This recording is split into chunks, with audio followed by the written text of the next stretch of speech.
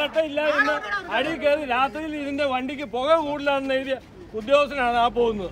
കഴിഞ്ഞ തവണ കോടതി ഓർഡർ കാണിച്ചപ്പം ഞങ്ങൾക്ക് ഇത് വായിക്കാൻ മനസ്സിലാകുന്നില്ലെന്നാണ് പറഞ്ഞത്. അത് അവരവരുടെ ഡ്യൂട്ടി ചെയ്യുന്നതാണല്ലോ. എന്നാൽ പിന്നെ ഈ നാട്ടിൽ ഇത് മാത്രമേ ഡ്യൂട്ടി ഉള്ളല്ലോ, വേറെ ഡ്യൂട്ടിയൊന്നും ഇല്ലല്ലോ.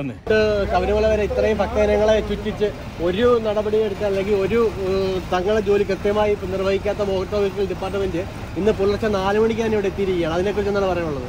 മോട്ടോർ വെഹിക്കിൾ ഡിപ്പാർട്ട്മെന്റ് അവരുടെ ഉന്നതരുടെ അനുവാദത്തോടെ വന്നിരിക്കുന്നതാണ്. ഈ ഉദ്യോഗസ്ഥരാണ് ഏറ്റവും കൂടുതൽ ശല്യം ചെയ്യാനും തടസ്സം നിൽക്കുന്നതാണ്. ഞാൻ എന്റെ ജോലിയാണ് ചെയ്യുന്നത്. നിങ്ങൾക്ക് ഇത്രയും നല്ലോണം ഈ ശബരിമല ഭക്തരുടെ വാഹനങ്ങൾ ഇത്രയും ദിവസമായിട്ട് പിടിച്ചിട്ടിരിക്കുന്നു, അവർ ഗതാഗതം തടസ്സത്തിട്ടിരിക്കുന്നു. അന്നൊന്നുമില്ലാത്ത ഉത്കണ്ഠ എന്താണ് ഇവിടെ? ഉത്കണ്ഠ എന്താണ് ഇന്നിവിടെ? ഒരുപാട് കാര്യങ്ങൾ പോകുന്നുണ്ട്. അതിനൊന്നും നിയമലംഘനമല്ലേ? ജനങ്ങൾ പ്രതികരിക്കാത്തത് നിങ്ങളിങ്ങനെ ഈ പാവം പിടിച്ചാൽ ഇങ്ങനെ ദ്രോഹിക്കരുത്. അത് ശരിയായ നടപടിയല്ല. നിങ്ങളുടെ മുന്നിൽ കിടന്ന് അദ്ദേഹം മരിച്ചാൽ മാത്രമേ നിങ്ങൾ പിന്മാറും.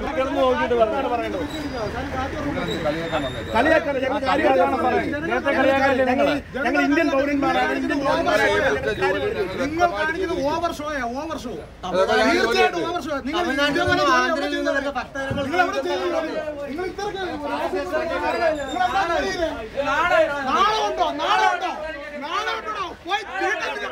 കട്ടയില്ല എന്ന് അടി കയറി രാത്രിയിൽ ഇതിന്റെ വണ്ടിക്ക് പുക കൂടുതലാണെന്ന് എഴുതിയ ഉദ്യോഗസ്ഥനാണ് ആ പോകുന്നത്. പാസഞ്ചേഴ്സ് വണ്ടി കയറി പോവാം.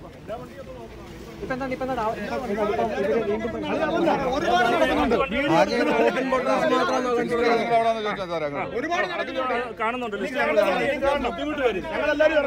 ഈ ജനങ്ങള് ഇതെല്ലാം കണ്ടോണ്ടായിരിക്കുന്നു.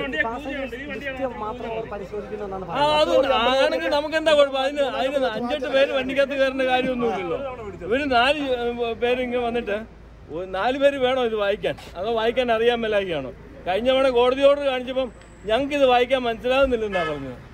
അപ്പം അതിൻ്റെ ബാക്കി ഭാഗമായിട്ട് ഇനി മനസ്സിലാകാൻ ഇപ്പോഴൊന്നും ചെക്ക് റിപ്പോർട്ടില്ല. നിങ്ങളെല്ലാവരും കണ്ടോണം. ഇനി ഞങ്ങൾ വണ്ടി ഒരു മണിക്കൂർ കഴിയുമ്പം ഫോണേ വരും മെസ്സേജ്, എന്തേലും അതില്ല ഇതില്ല എന്ന് പറഞ്ഞിട്ട്.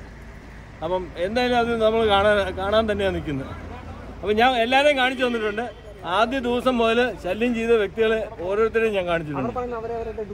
അത് അവരവരുടെ ഡ്യൂട്ടി ചെയ്യുന്നതാണല്ലോ. എന്നാൽ പിന്നെ ഈ നാട്ടിൽ ഇത് മാത്രമേ ഡ്യൂട്ടി ഉള്ളല്ലോ, വേറെ ഡ്യൂട്ടിയൊന്നും ഇല്ലല്ലോ. അന്ന് ശബരിമല പ്രശ്നത്തിൽ ഇവിടെ വഴിയിൽ വണ്ടികളുടെ ബഹളങ്ങളോ ഇല്ലേ തടസ്സങ്ങളോ ഒന്നും ഇല്ലല്ലോ. എല്ലാം മാറ്റിയിട്ടാണല്ലോ വന്ന് നിൽക്കുന്നത്.